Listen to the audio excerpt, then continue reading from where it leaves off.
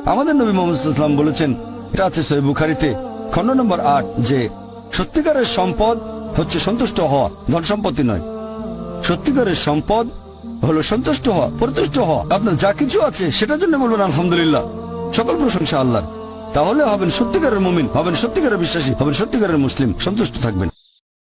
যখন কোনো মানুষের উপর বিপর্যয় আসে, সেটা হয় পরীক্ষা অথবা একটা শাস্তি। যে লোকগুলো আল্লাহ তাআলার পথ থেকে দূরে সরে গেছে তাদের জন্য এটা শাস্তি, আর যারা আল্লাহর পথে আছে তাদের জন্য পরীক্ষা। হতে পারে যে বাবা মা খুব ভালো মুসলিম, 5 ওয়াক্ত নামাজ পড়েন, হয়তো যাকাত দিয়েছেন, হজ পালন করেন, রমজান মাসে রোজা রাখেন, আল্লাহ তাদের একটা সন্তান দিলেন জন্ম থেকে যার হার্টে সমস্যা। সত্যিকারের মুসলিম, সত্যিকারের মুমিন বলবে আলহামদুলিল্লাহ, আল্লাহ তাআলা তোমাকে অনেক ধন্যবাদ, আল্লাহ তাদের পরীক্ষা করছেন।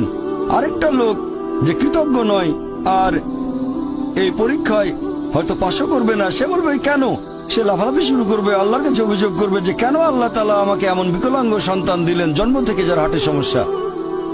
আর পরীক্ষা যত কঠিন পুরস্কার তত বেশি, পরীক্ষা যত কঠিন পুরস্কারের পরিমাণ তত বেশি।